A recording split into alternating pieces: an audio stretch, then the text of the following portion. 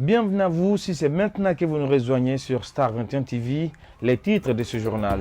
Les examens nationaux session 2020-2021 ont démarré ce jeudi par le baccalauréat unique. Plusieurs dispositions ont été prises par le ministère de l'Éducation nationale et de l'alphabétisation pour éviter les cas de fraude. Ces dispositions ont du mal à porter fruit.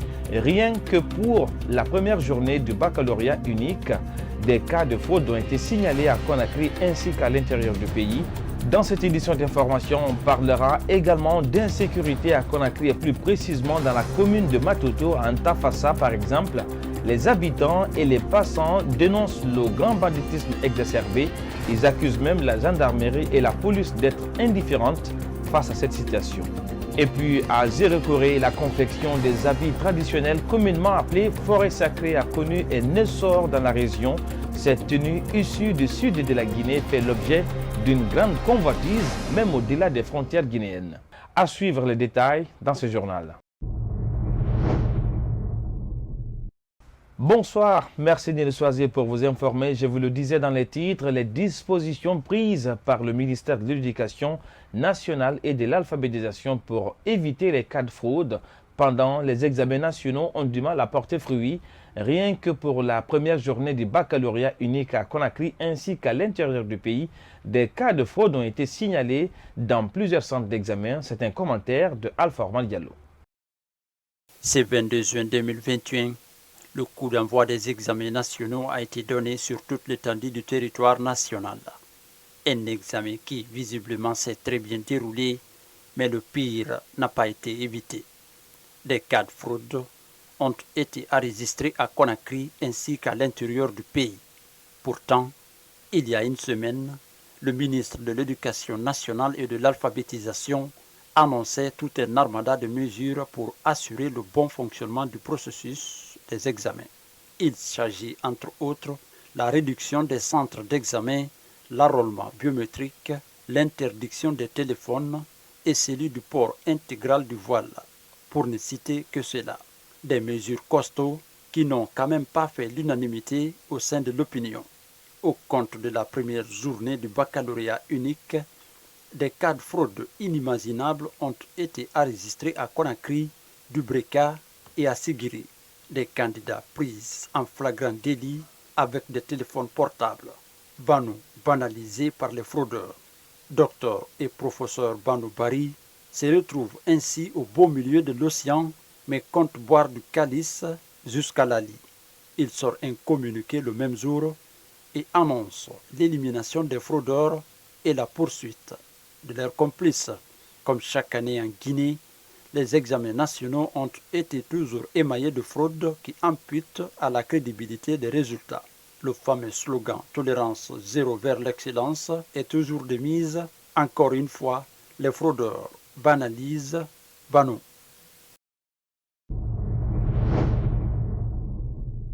Santé maintenant dans cette édition d'information, le tramadol est un médicament utilisé comme antalgique et consommé aujourd'hui comme drogue par bon nombre de jeunes en Guinée. Un diagnostic participatif sur sa consommation a été initié par une ONG de la place. Ce vendredi 23 juillet, le coordinateur de cette ONG a dressé un constat alarmant. Bintou Souma et Alassane Souma, reportage.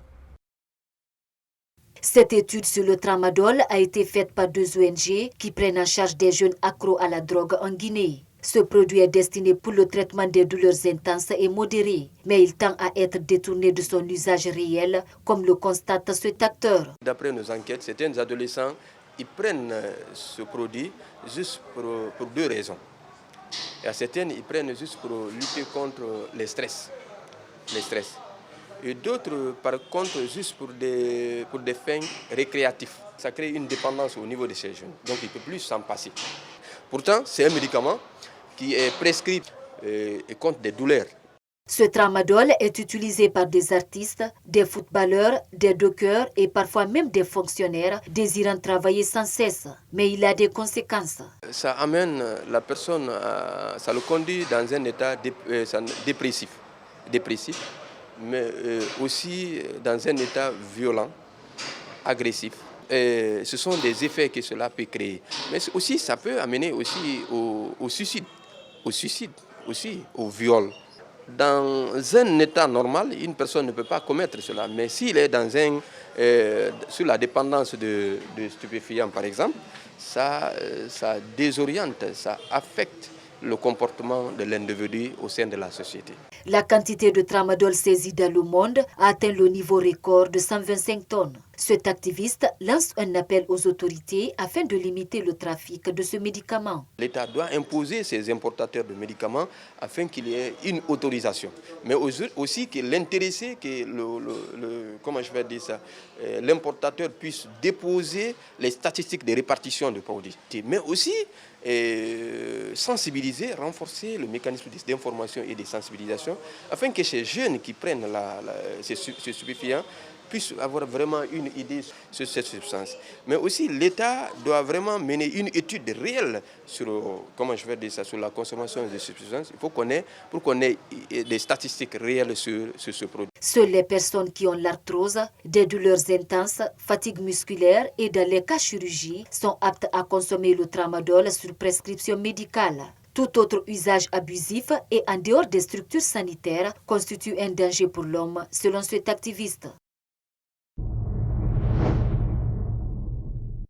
Et puis ces derniers temps, le taux de mortalité maternelle est devenu de plus en plus élevé. De nombreuses femmes meurent en donnant la vie, selon ce médecin rencontré par notre reporter Kadet Toubari et Ibrahima Khalil Silla. Cette situation est due à plusieurs facteurs. Suivez les reportages. Des centaines de femmes meurent chaque jour dans le monde entier à cause des complications liées à la grossesse ou à l'accouchement. Pour le cas de la Guinée, Dr Mahmoud Doumbouya explique que ce fléau est dû à plusieurs facteurs.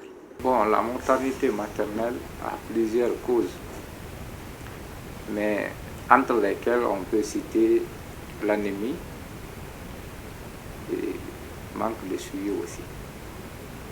Parce que si la femme en état de famille n'est pas bien suivie, elle n'a pas choisi un lieu d'accouchement. Finalement, lors de l'accouchement, elle peut perdre la vie, comme l'enfant aussi. Ce médecin dit être peiné par cette mortalité maternelle et infantile qui est devenue un fléau dans le pays.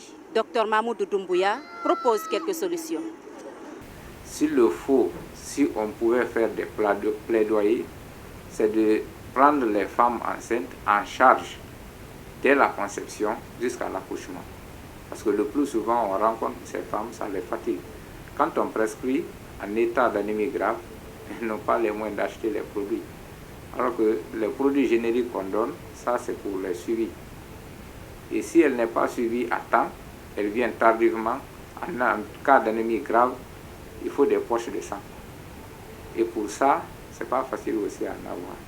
Les femmes enceintes doivent être régulièrement suivies. Une femme aussi, dès qu'elle accouche, l'enfant doit être suivi. Parce que si l'anémie n'arrive pas à emporter la femme ou l'enfant, certainement ça doit être le paludisme. Se basant sur des informations, l'on constate que la plupart de ces décès se sont produits dans des pays à revenus faibles et dont la plupart auraient pu être évités.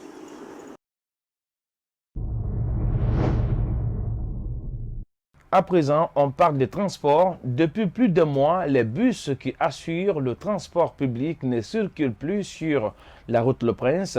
Cette situation n'est pas sans difficulté chez les usagers. Ils demandent aux autorités de trouver solution face à ce problème. C'est un reportage de Ibrahim Diallo. Assis dans un coin, Kadino René a fait 2 heures à l'attente d'un bus pour rallier son Fonia. Malheureusement pour lui, il apprend la disparition des bus dans la circulation sur la route Le Prince depuis plus d'1 mois. Comme vous le constatez, nous nous mettons en rang pour attendre à ce qu'il y ait un bus de Symphonia, mais malheureusement il n'y en a pas. Je lance un appel au niveau du président et à son gouvernement, surtout au ministre du Transport, de penser à trouver au moins, même si c'est 3 bus sur le chemin de Symphonia. La directrice de la communication de la société qui s'occupe de ce bus explique les raisons de cette absence. Comme vous le savez, nous avons des bus chinois, des King Long, et nous avons des Mercedes qui a été offert par l'État turc à la Guinée. Et en fait, les King Long, qui sont des bus chinois, donc faire venir quelque chose, des pièces de change de la Chine, prend énormément de temps, malheureusement. Nous essayons de faire le maximum pour répondre aux besoins des citoyens. Cependant, de nouveaux bus sont attendus dans les mois à venir, souligne cette responsable. Nous travaillons avec le ministère du Transport en toute collaboration pour pouvoir renouveler la ligne de bus. Et nous espérons très prochainement pouvoir avoir des bus climatisés, en très bonne santé. Cette situation n'est pas une première sur l'axe, nous a confié un citoyen. Selon lui, cette attitude est discriminatoire vis-à-vis des usagers de ce trajet. Je vous le disais dans les titres à l'entame de cette édition d'information, à Antafassa, les habitants et passants dénoncent le banditisme exacerbé. Beaucoup affirment avoir été victimes d'attaques nocturnes et pendant la journée au su et au vu de tous. Ils accusent même la gendarmerie et la police d'être indifférentes face à cette situation. Reportage, Yaya Bari et Brahma Khaled Sila. Mamadou Pate Balde est conducteur de taxi moto à Anta. Il affirme avoir été confronté ces derniers temps à toutes sortes d'attaques par des bandits. Ces derniers opéraient parfois en plein jour. Quand on imagine même les 2 semaines dernières là, il y a eu 3 motos qu'on a perdues ici. Si la gendarmerie, voici la CMS, mais ça ne nous sert à rien nous. Allô, la forêt Les bandits nous fatiguent dans la forêt ici. Même pendant les embouteillages, ils retirent les téléphones des gens. Récemment, ils ont retiré le téléphone de mon petit. Un peu, ils l'ont pas tué.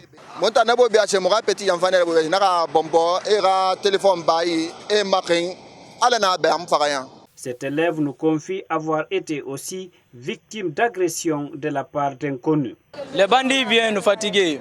On fait après l'école, je prends ma moto pour me débrouiller un peu quoi. C'est là-bas que je gagne la plupart de mes scolarités et de mes besoins. Donc, les bandits nous fatiguent encore. Ils ont retiré ma moto avec moi. Ça fait pas des semaines. Camara, lui, pointe du doigt à l'indifférence de la gendarmerie et de la police d'Anta face à ces attaques. Ouais, les gendarmes en courant, la police aussi en courant. Ils sont tous en courant, mais pour rien pour nous.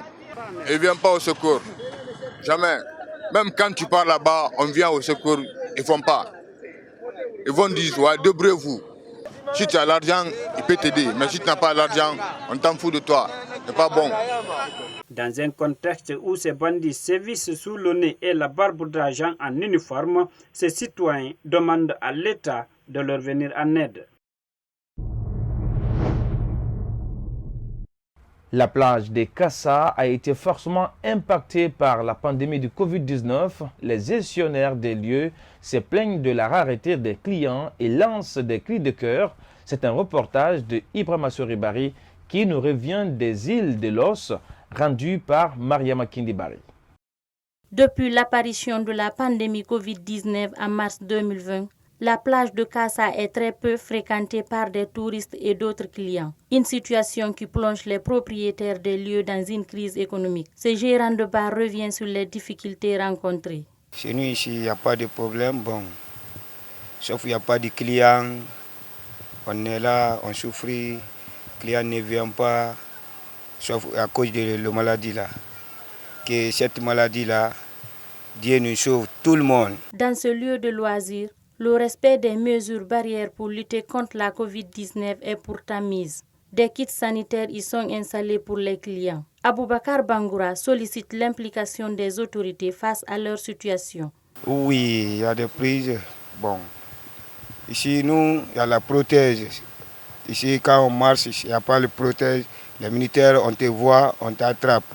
Avant l'apparition de la pandémie de Covid-19, cette plage refoulait du monde. Aujourd'hui, seulement quelques habitants de cette île viennent profiter de leur nature sur ce sable.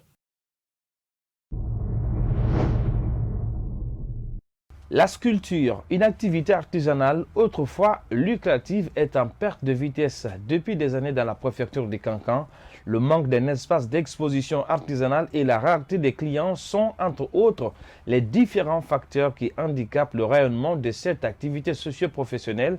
Abdoulaye Koyassila, notre correspondant basé dans la région de Kankan, nous revient sur cet élément qui intéresse beaucoup de familles dans la ville de Nabaya.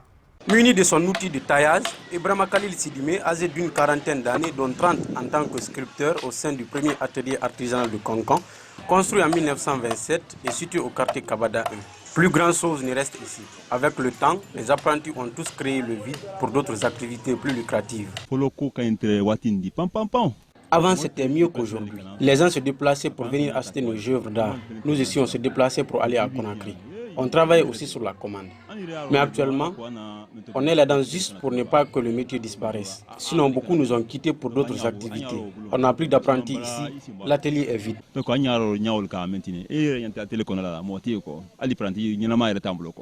Ce professionnel du bois dénonce le fait que tout soit concentré à Conakry.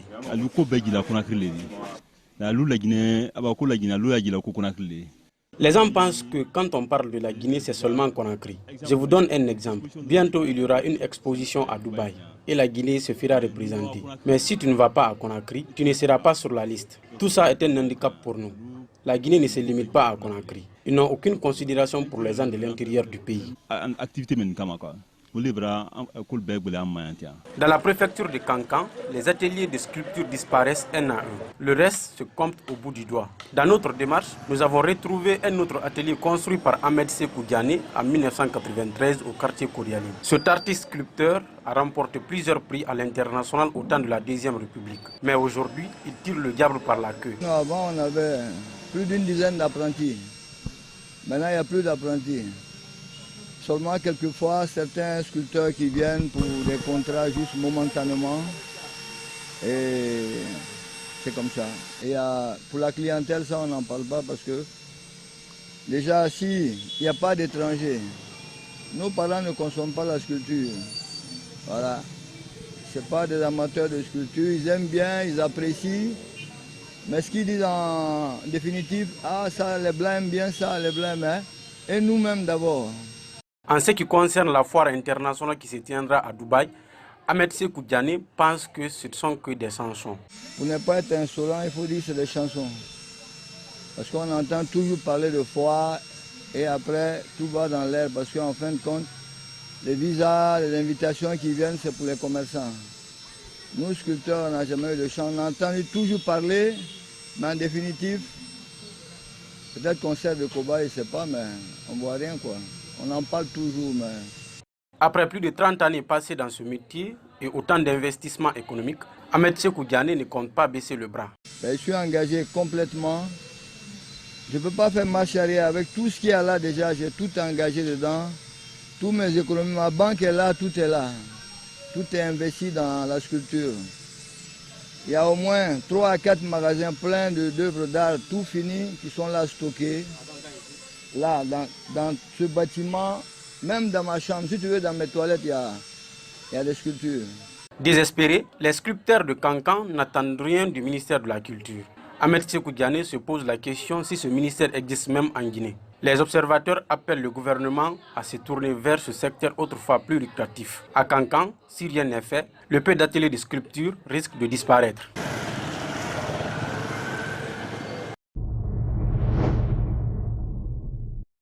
Et puis, la teinture fait partie des métiers qui valorisent la culture de la région forestière. À Gérékouré, la confection des habits traditionnels communément appelés forêt sacrée a connu un essor dans la région. Cette tenue issue du sud de la Guinée fait l'objet d'une grande convoitise même au-delà des frontières guinéennes. Reportage Paul Foromou, Sakouvogui, notre correspondant basé dans la région de Gérékouré. La forêt sacrée est une tenue traditionnelle ancrée de nos jours dans la culture des communautés de la Guinée forestière. Mise en valeur depuis 1984, il a fallu du temps pour que la confection de ce tissu soit modernisée. Le centre artisanal de Gérékouré, dont le siège se trouve dans la forêt du 1er mai au quartier Orea, rassemble plusieurs secteurs parmi lesquels existe la teinture spécialement consacrée à la confection de ces tenues traditionnelles. La teinture, comme nos parents le faisaient,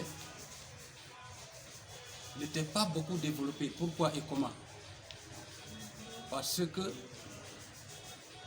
la manière où les femmes imprimaient les dessins sur la teinture n'est pas comme aujourd'hui.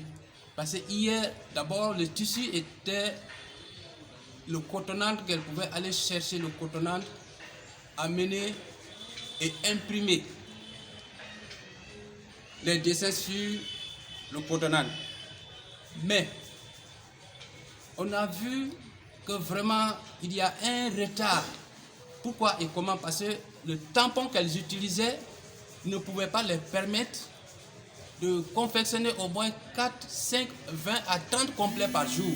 Plusieurs produits entrent dans la confection de ces habits traditionnels. On peut citer entre autres les écorces d'arbres, la cola, le colorant, comme expliquent ces dames. Quand tu mets dans cette eau-là, le tissu prend la couleur de l'eau de cola. Après, on étale au soleil. Quelque temps après, on rend rouge avec de la soude qui est dans ce bol-là. Mais on ne met pas trop de soude. Et puis, on étale au soleil. Après cette étape, on remet le tissu dans le liquide d'une écorce d'arbre appelée bala pour mettre au soleil. Un instant après, on fait ces dessins que vous voyez qui sont noirs comme ça. On remet ensuite au soleil et quand ça sèche, on lave avec de simple eau propre pour remettre encore au soleil. Quand ça sèche, on met dans ce liquide de cola pour que ça devienne rouge. Mais avant de le faire, on filtre bien l'eau de cola pour éviter qu'il y ait des taches indésirables dedans. Grâce à l'amélioration de la confection de ce tissu traditionnel, il a connu une grande convoitise même au-delà des frontières guinéennes. La manière s'est développée est aimée partout. Et nos clients sont un peu partout, de l'extérieur comme de l'intérieur du pays. Et nous avons eu affaire aussi à moderniser la forêt sacrée parce qu'il y a des clients qui se lamentent chaque fois en disant que vraiment la forêt sacrée que vous faites, ça coule un peu. Nous avons eu affaire à moderniser, à inventer une autre couleur. La crise sanitaire a eu un impact sur cette activité qui fait vivre plusieurs femmes. La clientèle a baissé, chose qui a conduit au chômage de certaines dames. Elles ont fait presque 6 mois à la maison sans travailler. Parce qu'avec la crise sanitaire, nos clients ne venaient pas. Elles étaient seulement à la maison. Beaucoup se sont permis même de vendre du charbon, de faire autre chose. Parce qu'avec la crise sanitaire, personne ne venait pas ici. Gobou Maoumou a passé déjà 7 ans dans cette activité. Elle parle de quelques difficultés auxquelles elles sont confrontées dans l'exercice de leur métier. Ici, on n'a pas de grandes marmites, de gros bols ni d'eau. On n'a également pas de cola. S'il s'agit des écorces, là on peut trouver en brousse. Mais les bols et les marmites, on les trouve au marché et nos moyens ne nous permettent pas d'avoir ça. On a besoin aussi d'une machine presseuse de cola. Ces artisans lancent un appel à l'État, celui de leur venir en aide pour valoriser la culture guinéenne. Pour nous assister, pour venir en aide, pour leur donner au moins un fonds d'appui pour acquérir en gros ces matières premières qui sont souvent en rupture de stock dans les marchés, dans les villages. La forêt sacrée est cette tenue traditionnelle qui identifie de nos jours le peuple forestier. Avec la cherté de la vie, le pagne se vend entre 45 et 90 000 francs guinéens selon la qualité. C'était tout pour cette édition d'information. Merci pour votre aimable attention et surtout ne quittez pas sur cette télé car la grille des programmes de Star 21 TV reste très riche et variée. On se reprend sur ces mêmes antennes de Star 21 TV pour d'autres éléments d'information la semaine prochaine. Au revoir et portez-vous bien.